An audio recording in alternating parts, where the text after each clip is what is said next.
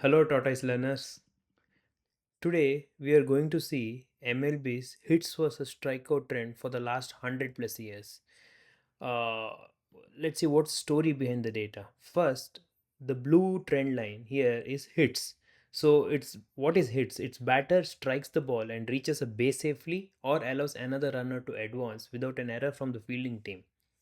And then the gray trend line that you see here is strikeout. Batter fails to hit the ball after three strikes. That's what strikeout means.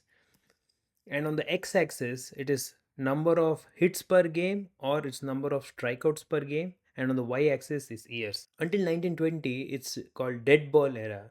For decades, baseball largely defined by hitting, reflecting a style of play focused on contact and putting the ball in play. Baseball were less lively. Often the balls were scuffed, dirty, and not replaced frequently. This made it harder to hit for power. One of the famous player of this era is Ty Cobb, and this is his photo. And in the next era, if you see, it's called live ball era, and you can see a spike, one of the highest hits per game era in the last century. And you can see the strikeout dipping, the gray line is dipping. So it's called live ball era.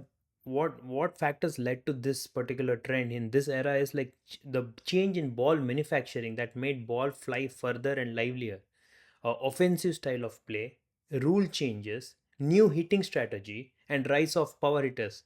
Who else a greater power hitter than Babe Ruth? His peak was in this era.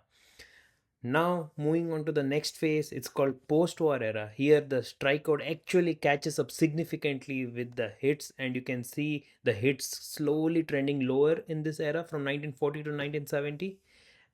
As the live ball era progressed, initially it helped hitters, but over time the pitchers started developing more sophisticated strategy and they started adapting to this live ball era. And increased emphasis on power hitting, all or nothing approach inherently leads to more swings and misses, causing more strikeouts. So that is why you see such a catch up of strikeouts with hits in this particular phase from 1940 to 1970. Here is a famous image of a catch that Willie May catches, which is one of the famous pick of this era. Now moving on to the next phase, that is the modern era, where almost the strikeout really jumps up and catches up with the hits, and there are many factors causing this. One is every year the pitcher talent is just improving, the pitching velocity is increasing year by year. Advanced pitching analytics are being adopted, causing pitching to be more effective. A shift in hitting philosophy towards maximum power, so it also gives you good home runs, but it also leads more higher likelihood of strikeouts, causing hits to be almost uh, stay flat, whereas strikeout is actually increasing over time. And there are many more reasons that causing this. And one of the famous player of this era is Nolan Ryan, who is one of the greatest pitchers in the MLB history. Uh, and now in the last decade, if you see, it's a three true outcome approach where you either strike out, you walk, or you do a home run.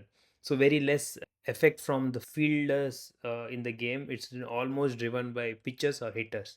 So one of the famous player in this era is Shohei Ohtani. So he is one of the current biggest star, and he's also a all-rounder. He pitches as well as bats.